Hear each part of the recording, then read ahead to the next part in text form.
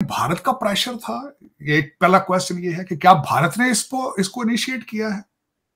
दूसरा सवाल है कि क्या भारत के साथ अमेरिका अपने रिलेशनशिप बेहतर करने के लिए ये कर रहा है? तीसरा सवाल ये है कि क्या ईरान का खौफ मौजूद है?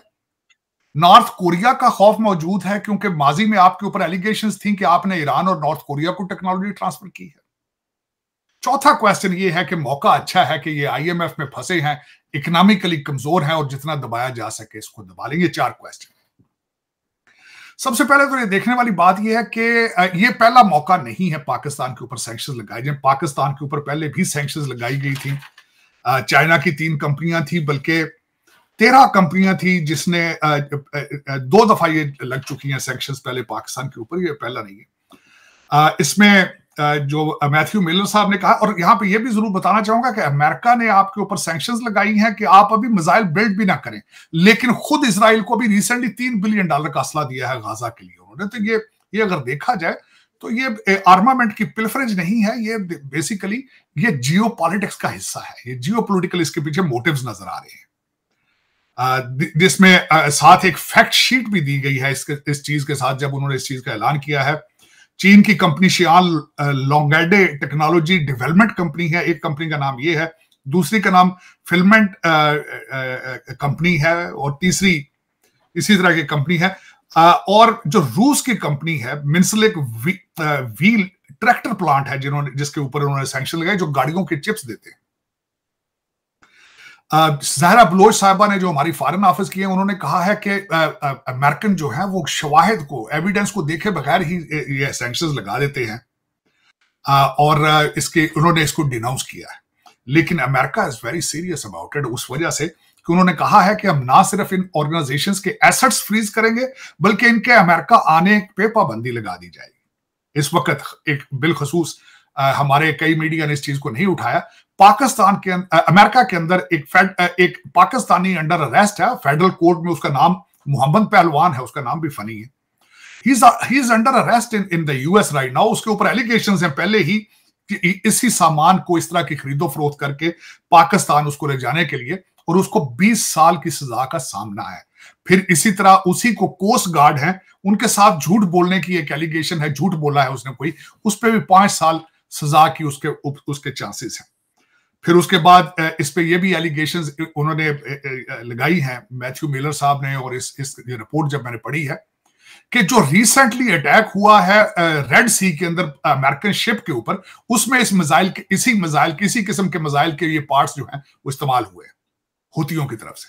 तो वो ये चाहते हैं कि उनका ये भी एलिगेशन है कि हम चाहते हैं कि ये इस तरह के मिसाइल बिल्ड होकर अमेरिकन एसेट्स के ऊपर इस्तेमाल ना की जाए। इसमें 2021 में, मैंने जो पहले आपको कह रहा था, 2021 में 13 कंपनियों के ऊपर पाबंदी लगाई गई थी। 2023 में चाइना की 3 कंपनियों को ब्लास्टिक मिसाइल सिस्टम को डेवलप करने, आपके साथ उसको करने के लिए उस पर पाबंदी लगाई गई थी। इसमें जो सबसे बड़ी बात जो नजर आती है, चीमा साहब मैंने जिस तरह आपको कहा है कि खुद वो 3 बिलियन का असला दे रहे हैं इजराइल को, और खुद अपनी मनमानी करते हैं, चाहे वो जिस तरह भी भारत का प्रेशर है या नहीं है, लेकिन आपके ऊपर पाबंदियां लगाने की वजह यह है कि उन्हें पता है कि आप लाचार हैं। आप आईएमएफ के पैकेज में आप बिल्कुल मायूस हैं। आपको जिस तरह मर्जी आपके बाजू मरोड़ लें, चाहे बाजू तोड़ दें, आपने उनके साथ चलना ही चलना। You don't have any choice, और उसका वो फायदा उठा रहे हैं, और वो उठाएंगे, चाहे वो भारत को खुश करें, चाहे किसी और को खुश करें। लेकिन you are suffering, you are at this position due to your financial situation. उसके बाद, और मैं पहले भी आपको हमेशा कहता हूं चीमा साहब, जहां से पैसा आता है साथ शीट आती है कंडीशंस की, साथ टर्म्स आती हैं, साथ पॉलिटिकल प्रेशर आते हैं, और उस पर सर में गूंगा होना पड़ता है, उस पर साथ चलना होता है। मैं हैरान हूं इस बात पे कि चीमा साहब, अभी हम यही बात कर रहे थे, जो एक खबर आई है, आईएमएफ ने पाकिस्तान को 6 वॉर टॉर्न कंट्रीज के, मैं इतना शर्मिंदा था इस चीज पे, और शर्मिंदा हूं आज भी, और मैंने बल्कि इस पे ट्वीट भी किया कि 6 ऐसे ममालिक के साथ पाकिस्तान का कंपैरिजन किया गया जो मैं खुद भी करने की कोशिश करता रहता हूं। सोमालिया, इराक, सोमालिया, सूडान, शाम और यमन के साथ उन्होंने आपको ऐड किया है। खतरनाक बात यह है कि इन 6 कंट्रीज के अंदर मुश्तरक चीज क्या है? रेडिकलाइजेशन। इस्लामिक वहां पे जिहादस ऑर्गेनाइजेशंस के गढ़ हैं ये सारे। यमन देख लें आप, यमन आप होतियों के साथ आपको कंपेयर किया जाए, सीरिया के 3 टुकड़े 4 हुए पड़े हैं वहां पे। इराक की हालत आप देख लें, शिया सुन्नी वहां क्या कर रहे हैं, कुर्दिस्तान क्या हो रहा है। सूडान के अंदर बिल्कुल 2 कंट्रीज बन चुके हैं, फौजें एक दूसरे के आमने सामने खड़ी और आपका नाम उन्होंने उसके साथ ऐड किया। दुनिया के ऑप्टिक्स ये है, वॉशिंगटन डीसी आपको इस लेंस से देख रहा है, यमन और सोमालिया के लेंस से देख रहा है। ये लम्हा फिक्रिया है आपके मुल्क के चलाने वाले लोगों के लिए कि this is the lens, this is the lens they see you. अब वो क्यों इस तरह देख रहे हैं, मैं ये भी हैरान हूं। मेरे ज़हन में ये भी क्वेश्चन है, व्हाई दे आर कंपेयरिंग अस। आपका क्या ख्याल है, डेविड ब्लूम जो है, जब जहाज उड़ा था सऊदी अरेबिया से इस्लामाबाद की बजाय लाहौर गया, डेविड ब्लूम ने कोई नहीं उसको नोट किया होगा। फिर जो बर्मा मॉडल आपका जो चलता है, आपका नेशनल असेंबली में बर्मा मॉडल अगले दिन चला है, जो आपका क्या ख्याल है, डेविड ब्लूम जो है वो सोया पड़ा है? आपका क्या ख्याल है चीमा साहब कि जिस दिन अगले दिन कौमी असेंबली के अंदर आपने बाजे बजाए हैं, डेविड ब्लूम ने ये चीजें नहीं देखी होंगी? आपका क्या ख्याल है, कच्चे का अभी असला पकड़ा गया है, जो वहां पे असला आया है और उसमें आपके पॉलिटिकल लोग इन्वॉल्व हैं। आपका क्या ख्याल है, आपकी एम्बेसियों ने उस चीज को नहीं नोट किया होगा? क्या इस वक्त उनको ये नहीं पता कि आपकी जो रूलिंग एलीट है वो टैक्स मैं हैरान हुआ, ये मैं पता नहीं ये क्यों नहीं इन चीजों के ऊपर जोर देता। पीआईए में तो इंटरेस्टेड है वो, लेकिन ये क्यों नहीं कहते कि आपके रूलिंग एलीट टैक्स नहीं देती है? आपका क्या ख्याल है, आईएमएफ को ये नहीं पता कि आपकी सरकारी गाड़ियां कितनी हैं और उनका पेट्रोल आपके सरकारी अफसर कितना इस्तेमाल करते हैं? आपका क्या ख्याल है, आईएमएफ को आपकी रिश्वतों के रेट का नहीं पता इस वक्त पाकिस्तान में जो हो रहा है? इन 6 कंट्रीज में जो आपको ऐड किया गया है, इसके पीछे रिसर्च मौजूद होगी। मैं जिस कंट्री के अंदर बैठा हूं वो डाटाबेस चलता है चीमा साहब, वो डाटाबेस चलता है। वो मंडी बहुद्दीन के लोग नहीं है, वो पढ़े लिखे लोग हैं। डाटाबेस, यहां पे हर चीज डाटाबेस चलती है। जब आपके स्टार में ग्रेड के अफसरान के बच्चे आईवी लीग स्कूलों में पढ़ते हैं, आपका क्या ख्याल है, यहाँ डेविड ब्लूम या अमेरिकन या आईएमएफ, आप समझते इनको नहीं पता? ये आपके 18 ग्रेड के अफसरों के बच्चे जब जहाजों पे चढ़ते हैं यहाँ पे और डॉलरों में ट्यूशन फीसें देते हैं, आपका क्या ख्याल है, अंधे हैं ये, देख नहीं रहे होंगे ये? बल्कि मेरे जैसे बंदे को मैं हैरान हूं कि इतनी सर्कमस्टांसेस में सिर्फ पीआईए क्यों कह रहे हैं, टैक्स क्यों नहीं कहते कि टैक्स लो भी इनसे?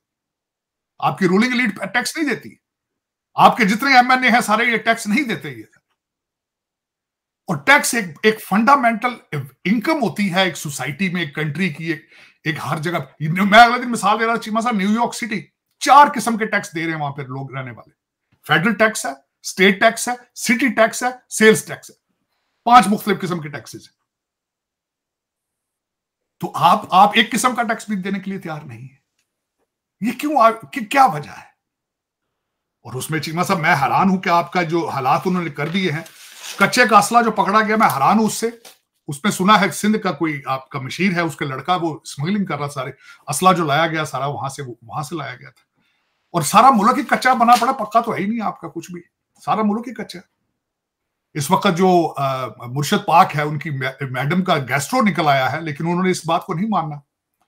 उन्होंने कहा कि डिप्रेशन की वजह से उनको अल्सर की शिकायत है मैडम को, मैडम बुशरा का रिजल्ट आ गया, लेकिन मुर्शद ने कहा नहीं। मुर्शद ने कहेंगे, वो कहेंगे नहीं जी रिजल्ट ही गलत है। मैं हैरान हूं इस वक्त आपके डेविड ब्लूम सोचता होगा, लाजमी सोचना चाहिए कि 6 मुल्कों में नाम किस तरह आया है। उसकी वजह यह है आपका सूबा सरहद हालत जंग में है सूबे पंजाब के साथ। सूबा सरहद का वजीर सेहत का लेटर लिख रहा है चीफ सेक्रेटरी को, या आपकी कि हमारे सूबे के डॉक्टर जाके इलाज करेंगे, उनको पंजाब के डॉक्टरों पे एतमाद ही नहीं।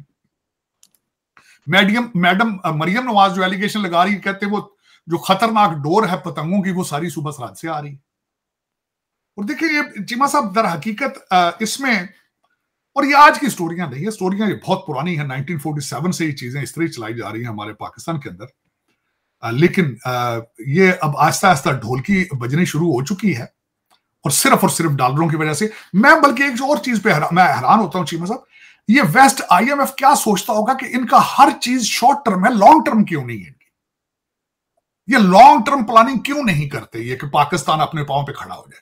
ये अपने बच्चों को पढ़ाने की बात क्यों नहीं करते? ये एक्सपोर्ट बढ़ाने की बात क्यों नहीं करते? ये मैन्युफैक्चरिंग की तरफ क्यों नहीं जाते? ये शॉर्ट टर्म से हमसे पैसे लेके, इसकी वजह क्या है? क्या वजह है? 26वां प्रोग्राम है आईएमएफ का, ये क्या वजह है कि आपने कसम खा ली है कि हमने परमानेंट इस जलालत से नहीं निकलना हमने। हमने इसी दलदल में फंसे रह रहे। सोचते होंगे आईएमएफ वाले कि यार ये क्या वजह है, शॉर्ट टर्म पैसे लेके भागने के चक्कर में सारे ये लॉन्ग टर्म प्लानिंग ही नहीं है इनकी। देखिए ना, लॉन्ग टर्म प्लानिंग हो तो बच्चे पढ़ाते हैं ना। देखिए इस वक्त भारत का सबसे बड़ा तरक्की का सीक्रेट क्या है कि एजुकेटेड मिडिल क्लास है वहां पे। उनकी तरक्की का सीक्रेट ही सिर्फ इंडियन इंस्टीट्यूट ऑफ टेक्नोलॉजी, और कुछ भी नहीं उनका। लेकिन आपका क्या ख्याल है? आपका, मेरा मकसद, आप बिल्कुल ही कोई लाभ नहीं है आपके, ना कोई इंस्टीट्यूट है ना यूनिवर्सिटी है। लोग पैदल भाग रहे हैं जान छुड़ा छुड़ा के, और उसमें आप सारे सोए पड़े हैं। दो खबरें आपने जो आप जो कही, एक तो सैंक्शंस वाली, और ये पाकिस्तान को सोमालिया और यमन के लेंस से देखना, it's very sad, it's very sad. दोस्तों, पाकिस्तान को अमेरिका की तरफ से तगड़ा झटका लगा है। अमेरिका ने पाकिस्तान के मिसाइल प्रोग्राम के लिए टेक्निकल सप्लाई कर रहे बेलारूस की एक और चीन की 3 कंपनियों पर बैन लगा दिया है।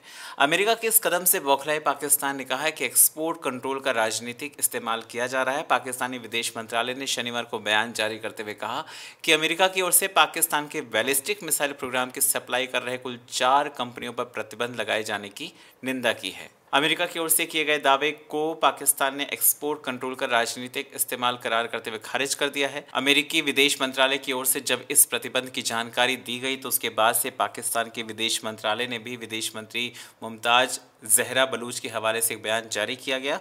पाकिस्तानी विदेश मंत्रालय की ओर से जारी बयान में कहा गया कि हम एक्सपोर्ट कंट्रोल का राजनीतिक इस्तेमाल को खारिज करते हैं। ये जग जाहिर है कि यही देश जो परमाणु हथियार पर नियंत्रण की कड़ाई से पालन करने का दावा करते हैं, वो कुछ देशों के लिए एडवांस टेक्नोलॉजी के लिए लाइसेंस की ज़रूरतों को भी माफ़ कर देते हैं।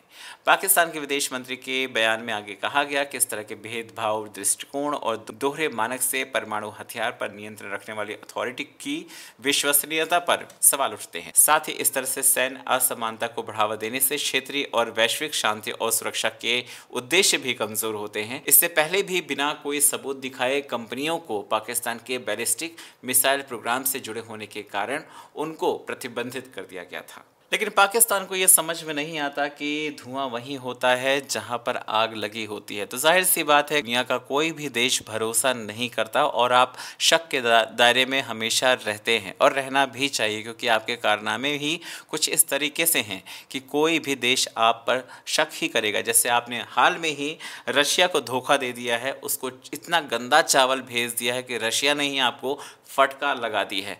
तो आपके खुद के कारनामे ऐसे हैं कि लोग आपके ऊपर भरोसा नहीं करते हैं। जो हाथ आपको सहारा देने के लिए आगे बढ़ता है, आप उसी हाथ को काटते हैं, काटना पसंद करते हैं, और यही कारण है कि आप हमेशा जलील होते हैं। आप लोगों का क्या कहना है कमेंट करके बताएं। चैनल पर अगर नए हैं तो चैनल को सब्सक्राइब ज़रूर करें।